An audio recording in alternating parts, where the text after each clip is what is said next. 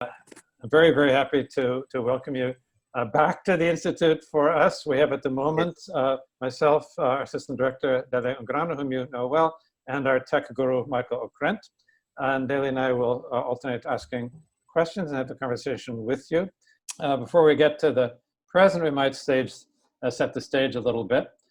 And I just want to say how pleased we are to have been able to circulate through your generosity a translation of one chapter of your book on Nights of Plague, not even out yet.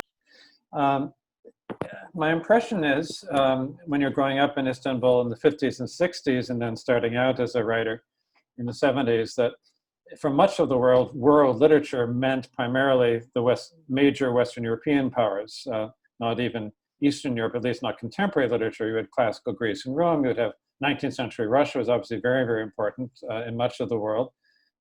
You've written about the importance for you of your father's collection of Gallimard volumes when you were growing up. I wonder, so as you were starting out, was world literature largely French literature plus the Russians, or were you already reading, you read so widely now? When did that start? But David, now at that time, when I was first beginning, the idea of world literature was disguised in, and I was influenced by world literature at that time. I had a concept of world literature, but I wasn't calling that world literature. Maybe I was calling it internet translated literature, but in the end, Russians, for Turks or for me, I don't know, were more important. Tolstoy, Dostoevsky, Chekhov, also Turgenev, also were more important than French. And this was definite. What is world literature? There's no, it is first, we don't know.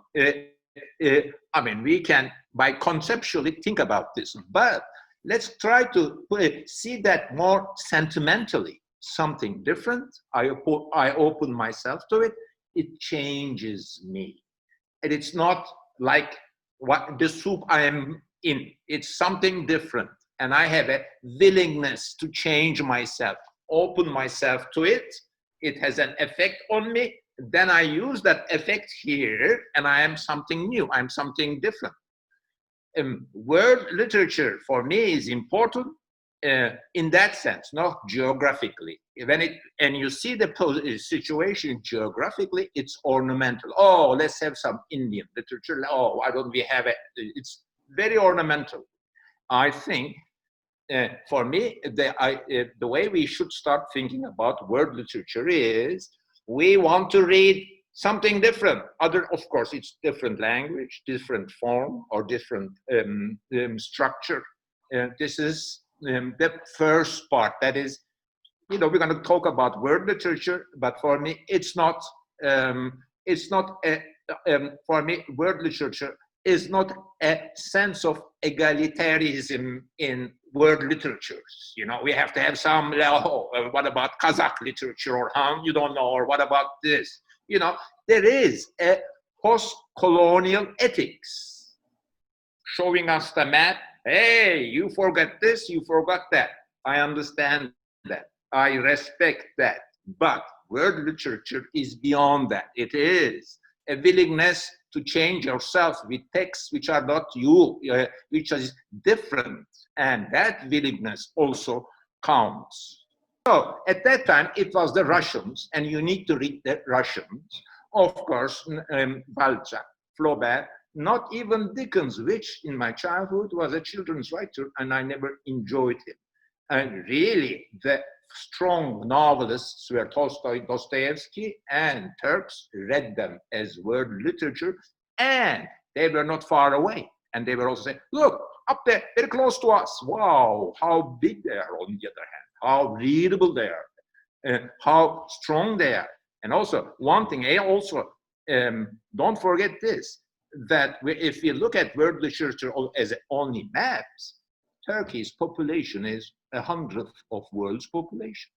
And Turkey's economy is slightly higher than 1.2 of world economy. And Turkish literature, believe me, is not bigger than these two.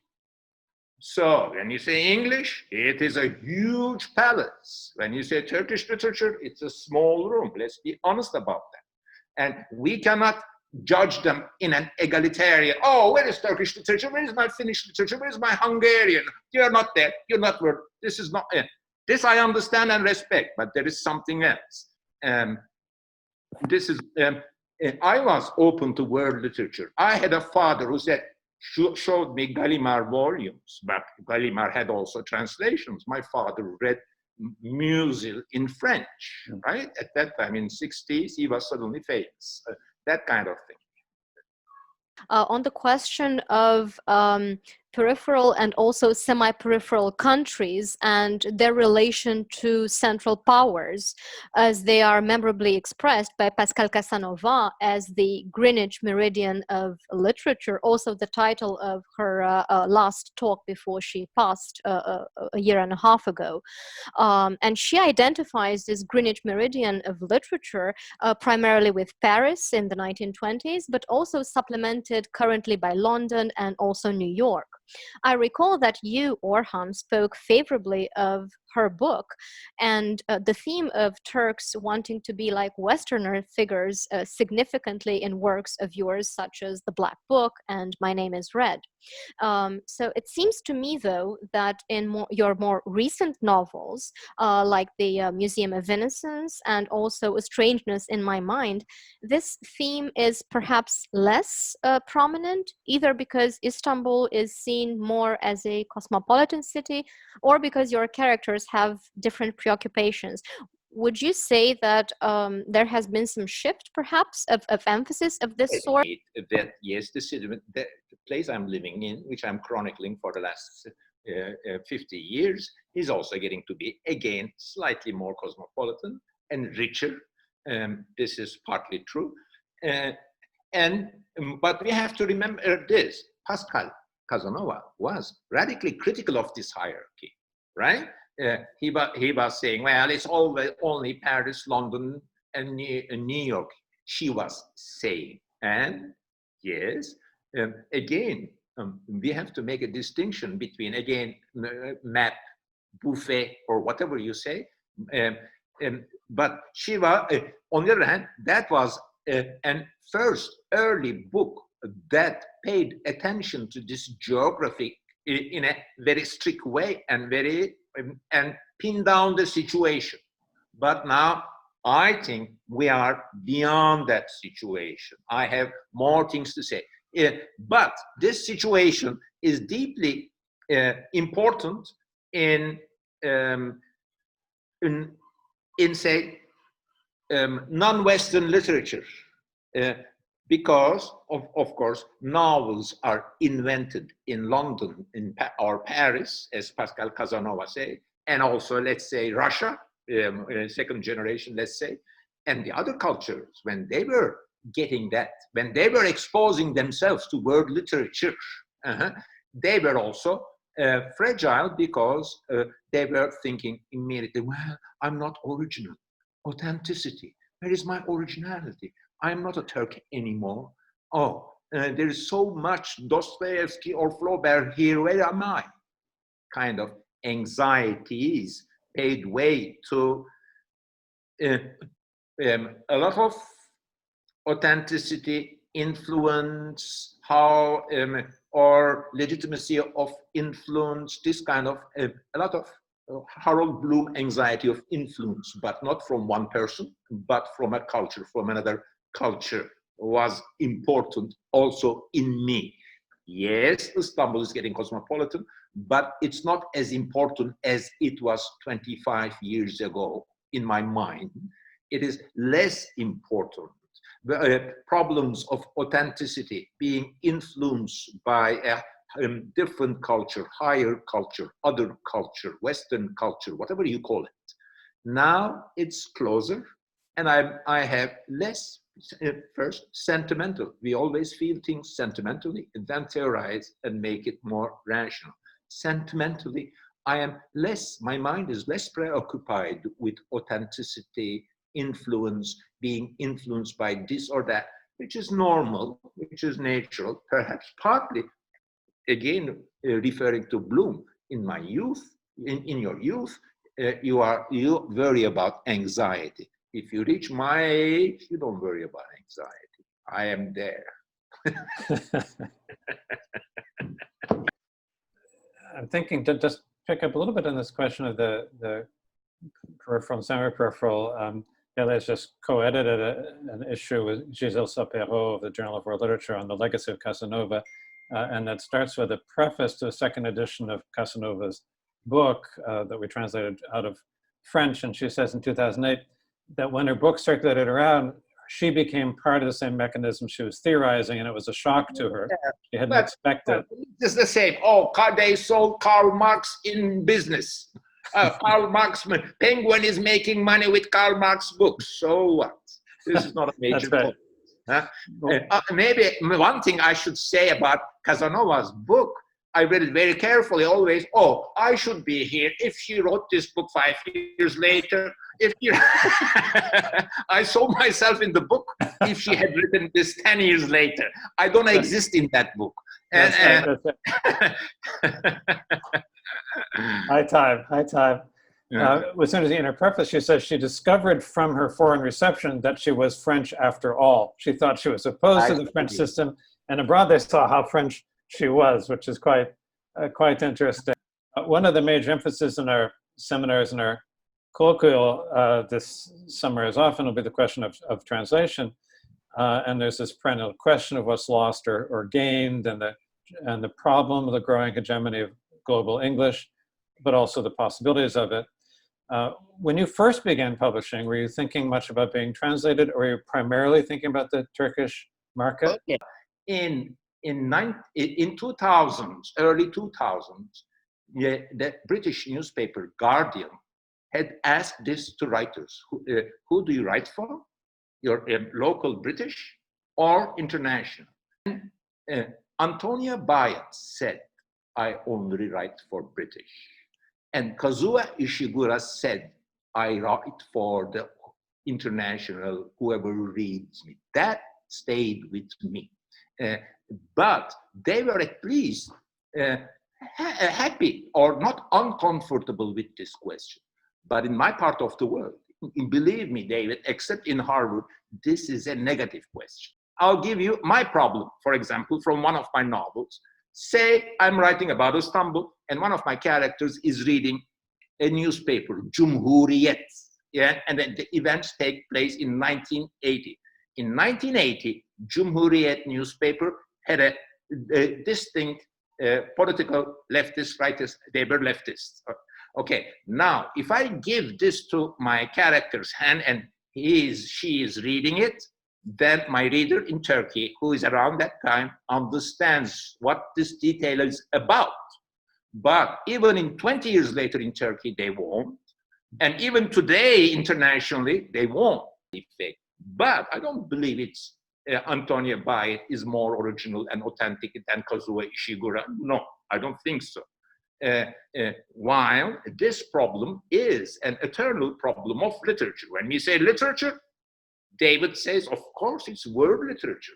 But how can the guy in Arkansas or the guy in Korea knows Cumhuriyet is a leftist newspaper? So the solution is this. I write this leftism, insert this in such a way that it doesn't look like an encyclopedic information for the benefit of international reader is inserted. You are a Turkish reader, and you read its leftism, or you already know about. You know, I wrote the red-haired woman. There is a well there, right? They're digging a well. So if I live in a Turkish village, the concept of the well in that village is the well in that village, right?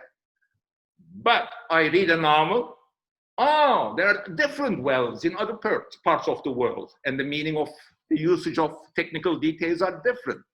So I arrange my novel and write it in such a way that not only my Turkish reader understands it and doesn't upset there is some artificiality in it, but the other one there, who also knows a different well, understands it. Looking back at some detective fiction by Dror Mishani, the Israeli a detective writer, very interesting guy. And one of the things that comes clear if you read, I'm not Israeli and I don't, so I'm only reading it in English. There's a whole sort of thing in his detective fiction about a kind of ethnic difference between the regular detectives who are largely Mitzrahim, Middle Eastern, versus the security services who are largely Zionist, Sabra, Israel-born. And this you can see once you think about it, it's even in their names. So the less prominent ordinary detectives have these Arabic sounding names, whereas the upper class have the more westernized names. This is something that's deep in the novel. It'll be completely missed by a foreign reader. So then it simply gets read differently, but it's not a problem for the novel. For the novel, it becomes, those are the difference between the sort of ordinary detective versus their bosses. The ethnic difference simply disappears. But the novel works because, so he hasn't even tried to give that information. He's just, a lot of novels will have a whole meaning for the local reader. They have a different meaning for the foreign reader, and they work because they work equally well. But David, on the other hand, I understand when the writers only focus on the local, they don't have an idea of international. Even then, there are in such situations, some writers read more classics, read more Russian or international, or what we call world literature, and they have a different sense of what they see in their Istanbul or in their Petersburg or wherever. And I think world literature is important in that sense. No one is blind to world literature. You do something, even if you're doing or mending a shoe or inventing a chewing gum or what, you think, what would others do with this shoe? How would other chewing gums look like or taste like? You will always have a sense of other people, especially literature is about that others. We are writing here, seems to be only about me, but there is also, I have a naive belief in this community that people are, although different, will understand my uniqueness will pass to them. And as I do that, I also look at my uniqueness through their stories, through their uniqueness. Try to combine it, sense that with this, I get closer to Plato's ideal, Plato's more general thing. My table here is my table, but if I read about other tables, it's better. I write about it in a better way. This makes me think, I'm just right now reading Tagore's novel, The Home and the World, which you published. I haven't read that.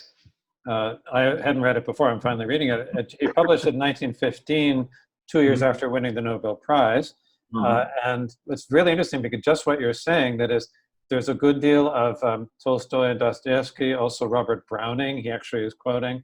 But he's very much, this novel is very much focused on current issues in Bengal at that time. It's very much for a Bengali audience. He's writing in Bengali, he's not trying to write that in English. But the world is coming into the way he's framing his novel for the very direct purposes. And then partly because of that, it has some accessibility to someone who may be growing up knowing Tolstoy rather than Bankim Bhattacharya or whoever earlier Bengali novelists that I have never read. I was actually just looking at a wonderful comment from our seminar leader, Venkat Mani. Say, Michael, please do. All right. Venkat's question is, you've been instrumental in putting Turkish literature on the map, on the quote-unquote there of a world literature. You've created a global fraternity of readership, as you mentioned in your essay, Dunya Edebiyati, I'm sorry if I'm pronouncing that wrong, modifying our idea of world literature. Now the question, with all your novels, but especially the new one on the pandemic, you are expressing concerns of a reader in Arkansas and a reader in Ayton who is equally concerned about life, death, fate, punishment, divine or secular. You're creating a world that is in the fear of being destroyed. Would you please tell us more about this world as you are writing about it in conjunction with the fatalism that you mentioned in your New York Times article? I'm happy to say that no one is saying now, here is some media. I also mentioned that in New York Times article, there are sudden outbursts of sudden uprisings. but they didn't read my article carefully. I also warned people about uprisings. Anyway, you know, after plague or during the plague, there are always uprisings. So I don't think, really, I don't think the world is changing or being destroyed that much. This is a, you know, a virus. We are preserving ourselves. You know, I have a museum. We closed, unfortunately, Museum of Innocence. After lockdown was over in Turkey, only 10 people, 5 people, 3 people came. So I decided to close it for another 3 months. But on the other hand, I don't think the world is changing that much, that radically. I am not in panic. I was in panic about my life. Let's clean this, let's clean, don't touch this. But not in panic about the future of the world. I was not that worried, but I was worried that I may be careless, and because I am also, and don't forget, 68. Well, actually, we're going to stay within this question of the problem of the historical novels, because it's so. Okay. Yes. Yes, and just a bit of context about that. In the era of high modernism, novelists tended to write about the world of their immediate experience, and they didn't usually write historical novels. Now, your novels always come in some way right out of your own experience, but you've also several times transferred your experience to other times and places. The White Castle concerns a young Italian in Ottoman Istanbul in the 17th century, whereas in My Name is Red, you said that you wrote about the 1950s by transposing 2 digits and writing about the artistic conflicts of the 1590s. Yes, it's true that in my historical novels, personal sentiments are thrown back to different centuries. But other novelists are also doing that. First, I always wanted, never wrote it, to write an article about a historical novel. And if I write that, first I will quote all the negative things. I think in my naive and sentimental novels, I refer to Henry James making fun of, in one of his letters, historical novel. How can we moderns understand these people who are not modern, doesn't have our minds? It will be always limited. I agree. I want to write an article about, and I will do this, historical novel, starting with the subject of French historical painting of 19th century. This David we were talking about, that these people, now that kind of very painfully executed, very detailed, there is so much labor on all these big paintings which are based on texts. It may be Bible, it may be this novel, it may be Sophocles, it may be this national epic, but in mid-19th century, everyone was doing historical paintings. I want to show that how all these mid-19th century novelists, they read texts which say 5 lines, 10 lines, or medieval literature, one short poem, and there's a picture which has so many details that's not in the poem, that's not in the text. Not only that, he or she, the artist, reads the text, should read the text carefully, and convert words into pictures, ekphrasis. I respect the form of historical novel, and all these problems that Henry James were making fun of are actually, quote, I would again say, solved by Calvino. We read a historical novel, and we also know we are reading a historical novel, and it's also fantastic. So the historical novel that Calvino invented is not realistic, though he gives us some realistic details. But we have a Viscount, which is, in 2 parts. We have someone living in a tree for many years.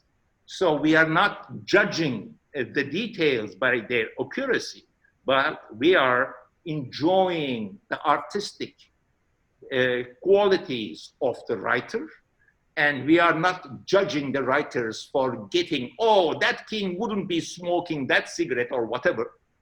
We are not after that. But there is some history there, which we care about. And what we care about is more what this writer is doing with this history. I think Calvino, once he invented this, paid way to Umberto Eco and other postmodernist historical writers. I am proud to be one of them. So you mentioned Antonia Bayet a minute ago. She has a very nice essay about writing historical novels, defending them against the prejudice, which I also share, the defense. And she was saying the great thing for her about writing a novel set back in the Victorian era is that she can write long sentences. She doesn't have to write short modernist Hemingway prose anymore. But also, I disagree in the sense that if you have to use the forms of the period. In fact, it's more interesting to write about Victorian age in an Ernest Hemingway language. That's a question for another one of our seminar leaders. Yes, and there are also a few questions that I think are mostly from students that are in the Q&A panel, so we will get to those soon too. Yeah. But Francoise is referring back, and she says, David's question about what is lost to the Western reader in the novel circulation worldwide leads me to another question. What is gained in the circulation, even through lost meaning or misunderstandings? How do they make literature richer? First, this is also true in the United States. In Faulkner or Paul Auster were more famous first in France. I am also now the most famous Turkish writer in Turkey, but being famous outside of Turkey helped me to get into this position. First of all, international recognition promotes you at your home. And you always say, and that when that's happening, hey, look, Americans are reading me. Why don't you respect me more here? I did that, and it worked. You might continue with the, do you want to say more on the historical question? Actually, I wanted to press a bit on Francoise's question and ask you, Orhan, you particularly, how would you say beyond this effect of being more read and more renowned back home, would you say that your own texts, do you find them richer? Like, for instance, Goethe loved to read his Faust in Gérard de Nerval's translation, saying it's a fresh take and it makes me feel it's better than in German. Yes, I understand, but it's first, Nerval was a unique person. Goethe was very lucky. I respect and like Nerval so much. You know, he hanged himself. Nerval was a unique person, and Goethe, contrary to Goethe, it was also ironical. Goethe is a bit kitschy and fussy. Nerval is radical, is different. Perhaps I can say, okay, of course, recognition is a bit exaggeration and a joke. More, you can get a different sense of what you have done, sometimes without even realizing it. Then, for example, in her review of Snow, when Margaret Atwood wrote more or less words to this effect. This is happening, there's something, little things happen, suddenly there is an explosion of terror. Wow, yes, that's what I'm doing in my book. She's right. Any critic can do this, but I think this was international critic because partly it was Turkish life. This is the texture of the life. People are easily using force and terror and brutal force. I was not aware of it. Then you suddenly see you are being now compared to international standards. What you take to be national, normal, then you begin to, wow, it's not normal. This is an information. Later, I think this is the most important information, or things that you have achieved, perhaps you're not aware of, and your Turkish critics or friends would not tell you, but internationally they would tell me. But I don't want to talk about these things. I really read international criticism in this. Of course, we read, is it help the book? Will it help the book sell? Of course, you read it for that first. Then you read for these things. And these things really matter. Mm-hmm. And I have learned so much from these things. Fascinating. Mm-hmm. Could I just ask, we want to get, since we have some questions from our group momentarily, just one last question on the current work that you sent us. So it's really fascinating that, you know, almost prophetically, you're writing about this plague in late 19th century, and suddenly you're still working on the book, nearing the end of it, and yet there's now a plague. Has this affected the writing of the book, which was long underway? It had affected the writing of the book, of course. First, wow. I also that I realized that being afraid and thinking of some characters who are afraid is not the same thing. I was afraid and I gave my fear to my characters. Wow, that was definite. I was very happy about that. Second, perhaps, when I was writing the book, it was archaic. It was an old story. Suddenly it's new, and I felt prophetic, self-congratulation, you know, that kind of thing. I enjoyed it. Then, of course, now all the publishers, unfortunately, are now sending me emails. When is it finishing, Orhan? Can you send it to the... This is happening when I'm 68, but I'm happy about that. Michael, you wanted to give us some of the questions? Sure. So I think first I'll let Françoise have one more word, since she threw a follow-up question in there. She says, it's also a question of what readers see in the work.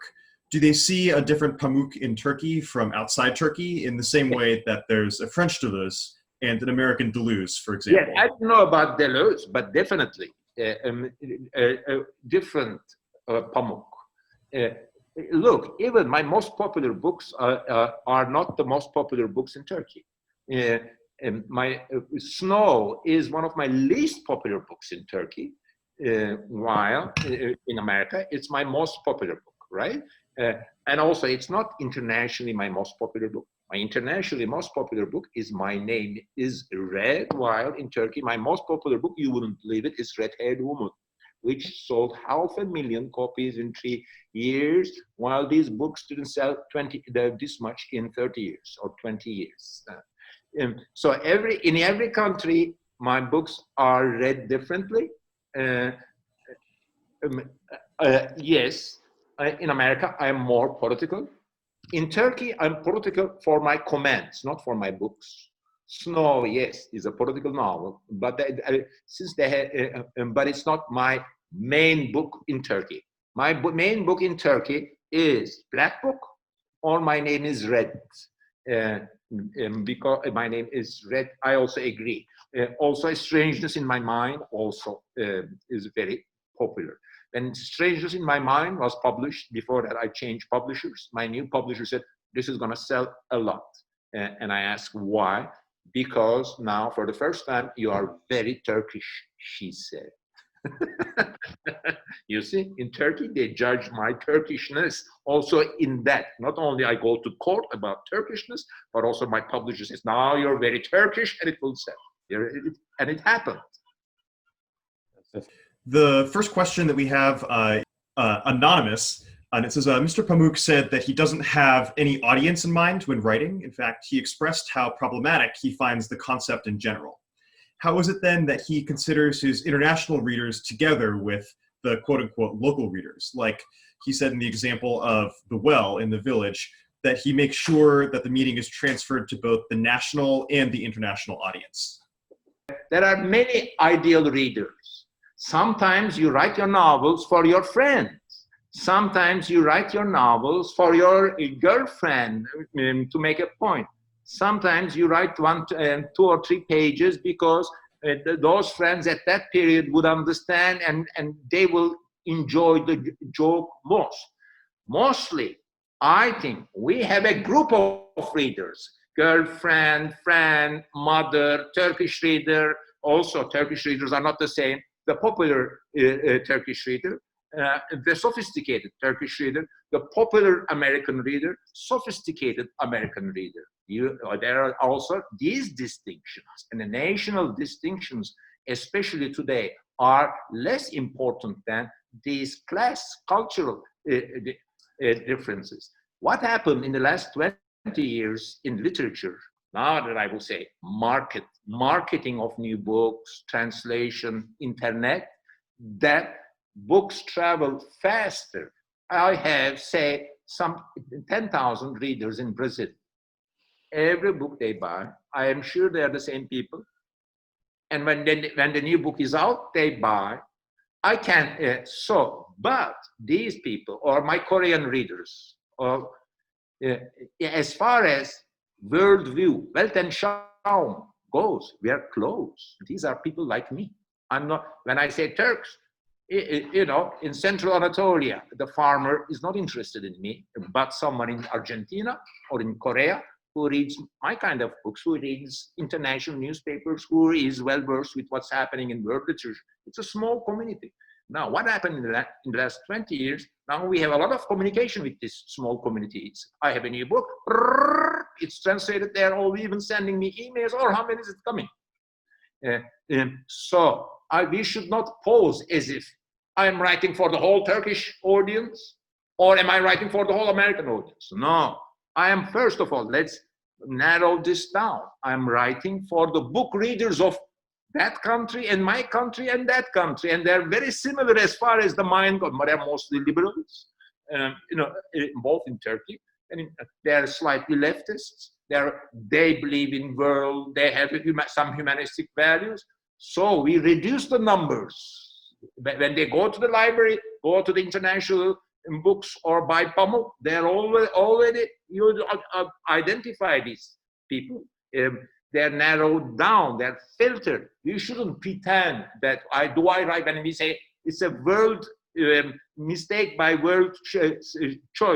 When I say I write for Turks, not only all Turks, not everyone in Turkey are reading novels or postmodern novels or historical novels.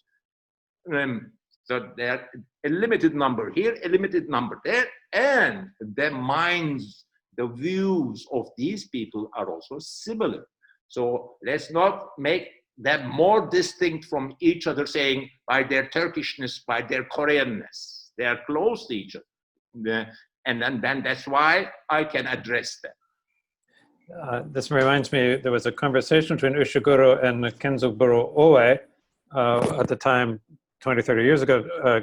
Ishiguro first went back to Japan after many years, and they're talking about their approaches, and Ishiguro's already saying he's writing for a global English audience, and Oe is saying he's only writing for some friends from his village in his generation, and even most younger Japanese are not reading him. But then they both win the Nobel Prize. So either strategy may turn out to work globally. It's possible that the question is being asked by Oe to somewhat corner Ishiguro, like, do you really care about us in Japan anymore? So there may have been something of that. The one other element, when you're just talking about your writing for your readers who read your books, so like with The Strangers of the Mind, which centers on the digging of the, the red-haired woman, centering on the digging of the well. Now that's such an important moment in the opening chapter of My Name is Red. Do you think that your readers will say, oh, I remember another Pamuk well, and this is a different kind of well? Or are you not? There is also a well in Black Book where the air shaft is compared to a well, which is a very evilish well, you know, air shafts between buildings. All the dirty things are thrown there through the kitchens and bathrooms. And the janitor picks them up and says, please don't throw these ugly things to the air shaft, which is, I think, I compare. Yes, but no, David, yes, of course, a writer is always referring to himself. Today, in fact, I wrote something. Well, didn't I write something like this in snow? Okay, but it's different. Other questions, Michael? Yes, Sande is asking, when there are many ways of setting up the circumstances of crisis in a novel, what makes a pandemic more relevant than others? What does the idea of a pandemic add to the novel, thematically, aesthetically, politically, and formally? And following that idea, what is the use of literature during a pandemic? In today's No. circumstances, how do you think literature can be useful in our understanding of / coping with the pandemic and post-pandemic circumstances? I begin to think about a novel that takes place in a plague pandemic. When I say plague, I use it not as a pandemic, it's a plague bacteria. And I set this, even when I had the idea of the novel, it was essentially about getting organized and imposing quarantine, which is also about governmental states, the government organizing in such a way that repressing people, but also getting away from sickness. This was contradictory, and I wanted to dramatize this. Also, the second thing, 30 years ago, I was thinking about is that in the end, even 30 years ago, that was popular, though it's a very post-colonial subject. Oh, you call these fatalism, or these Orientals or Turks or Muslims are different, so different that they don't know how to implement quarantine measures. There are so many observations, and it is a damningly political, post-colonial subject. And it's very hard to talk about this. I did a panel with my at Columbia University. Nükhet Varlık, one of the Islam and plague subject scholars, we were together. This subject is Islam, plague, quarantine, modernity, is so interesting and sexy. I thought about this. In fact, sexy, I use it in the wrong way, but you understand, it's so fruitful subject. Also, the psychology of the guy who comes to a small Muslim village in late 19th century, early 20th century. He is a Muslim doctor, but people are not ready to understand his measures. He likes these people, although he is not a religious person. He wants to save them, but they don't understand him. He wants to impose quarantine, which is not something desirable. Don't go there, don't eat this, close this, just get out of your house, or I'm gonna burn your house. Of course, no one will like you. But he wants to, this is something he is doing for these people, but these people don't want him. This is the position of Kemal Atatürk, or the position of someone who has information and power of modernity, but the people don't want it. People don't want quarantine. People don't want modernity. So I wanted to write about this subject. In fact, see all the points of view, identify with the modernist good guy, a modern good guy who wants to impose quarantine or modernity or these modern things, while the people cannot see what's a microbe. What is this? Where is it? We are dying, but we are not sure we are dying because of what you're saying. So I like to write about this guy. In fact, that is the starting point of my plague novel. The unique position of this guy. It took me 4 years to learn about the period, this or that, and then this happened, pandemic happened, and my first reaction, my God, just like when I was finishing Snow. 2 months before I finished Snow, 9/11 happened. So what do? And in my book, there was twice a mention of Osama bin Laden. In fact, I wrote about Osama bin Laden because there was a great article in New Yorker, no one is before 9/11, about Osama bin Laden, and it's a great article. There are 3 big plague novels in world history. Daniel Defoe, Journal of the Plague Year, Albert Camus, Plague, and Manzoni's The Betrothed. These are 3 plague novels, all written by writers who did not experience that plague. I'm writing the 4th one. Then suddenly It comes. Thank you, God. So the next question is from Jai Jiang, who is a PhD student in Xi'an, China, and is writing a dissertation about your work. So the question is, how do you understand the word landscape, and what aspects does it include? What is the relationship between the word landscape and your writing? And what do you think the function and significance of the landscape descriptions in your novel? Okay. Maybe the most salient question there is, what does the word landscape mean to you? Okay. It means what landscape is. Some view of lands, distant mountains, close mountains, some sea, some land. I agree that Chinese understand, there should be some water, there should be some land in between surrounded by water. This is also, there's no landscape without water. I use the word landscape also as metaphorically, that is, the landscape of that novel. What do I mean by that? It is not the landscape described by the writer, but all the things and pictures that are described in that novel. But I also care about landscape descriptions because I also aspire to be, wanted to be a painter. And in my novels, I self-consciously write landscape descriptions, which I know some readers are skipping, or they say, oh, what is this? That nothing is happening. Why don't I skip? I know, some bad readers may do it, or I'm exaggerating, but I like to do that. But it's not nothing. I can talk a lot about, again, refer to this through painting. We look at a 16th century Persian painting. A guy is on a horse. It's a very medieval common topic, and the girl is on the 3rd floor of some castle, and they're looking at each other. Nothing interesting. But the landscape, the embellishments, the decors, the side decorations, and the clouds and the trees, which is not about the girl and the boy on the boy on the horse and the girl on the window, which are very little. But look at these flowers. Flowers, which is we can, instead of flowers or these folios, these leaves, whatever, that part of a landscape sometimes expresses the feelings that we are expected to, that the picture or the text generates in us.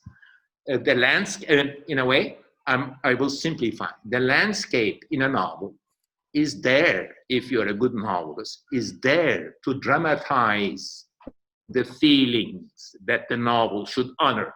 The most cliche one would be Wuthering Heights. They're running. Here we are on a cliff. The landscape in Wuthering Heights is perfect. It is chosen for that subject. It is all romantic drama, human passions, and we see cliffs and water or whatever. Of course, not in all novels a landscape corresponds to the feeling that the novel should generate on the reader. But this is how I look at it. But there are also other usages of landscape in novels. An anonymous attendee asks, I noticed that nostalgia has a very important role in your novels. That's what makes them unique. What are your thoughts on this? Nostalgia has, again, just like market, honors a sentiment that remembering, and also remembering in such a remembering in overabundantly, remembering too much and being carried away. Nostalgic is the guy who forgets to say these bad things were happening, or says the bad things were happening, but they were also sweet too. No. In that sense, I'm not nostalgic. In the sense that I refer to past, if you consider a person like that nostalgic, you may consider me a nostalgic, but I don't think I'm nostalgic.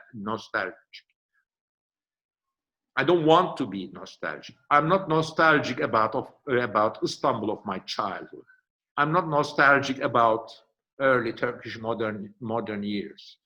When I write a historical novel, I may be seen to be nostalgic about that period, But actually, I like that period because I'm interested in its details, and after a while, human beings begin to love details they are preoccupied with. That's the reason I may look nostalgic. Not because after I finished the novel, I'm not nostalgic about that period anymore. That's fascinating. I think with the Museum of Innocence, maybe in the novel, your hero Kemal is nostalgic for his lost relationship, but you're saying you're not nostalgic for that period as such. So you're different in that sense, obviously, from but yes, okay, I agree. Yes, Kemal had lived his best years of his life during his youth. In fact, when he experienced his relation with Füsun and also with Sibel, the proper girl he was about to marry. He had so much fun at that time. I understand his nostalgia, but I'm not like him. Kemal, after his engagement with Füsun, his life goes all the way down. There is no happiness in that sense. And we understand Kemal's nostalgia for 1970s. But I'm not like that. And also, nostalgia, especially as it is invented and developed in urban culture, old Istanbul, or nostalgia about this Istanbul, that Istanbul, nostalgia about Chicago of this, or whatever, Paris of this. It is also something I don't like because it is a political, it's a political discourse about the newcomers. It's a political discourse about lower classes who don't understand your sophisticated city and make it vulgar. And it's a very bad political thing.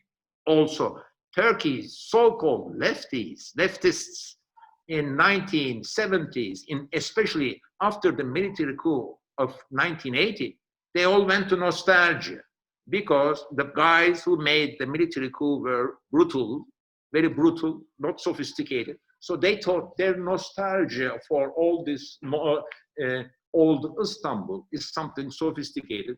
Yes, definitely so. But they didn't see that it is something against these newcomers, these poor people who were working in the factories of these people who were writing about nostalgia. Let me just say how delighted we are and grateful to you for taking this time. And yeah, I think that I'm sorry, it makes me feel nostalgia for being in Istanbul, for being able to actually leave my house. I have an intense... nostalgic about being a professor. That's also nice. That's right. It's also having students in the room. It's nostalgic having colleagues. But it's such a cure for nostalgia to see you here, even virtually. Thank you. I'm also very happy that we did. Thank you, Delia. Thank you, Michael. And thank you, David. And thank you to students who listen to me. And some of these people I know. I'm sure there are also others I have met, but I have not the possibility to chat. Thank you for everything. And thank you for being patient and listening to us. Thank you so very much. Thank you. Bye-bye. Thank you so much, Orhan. Bye-bye. Good night now. Bye-bye. Bye-bye.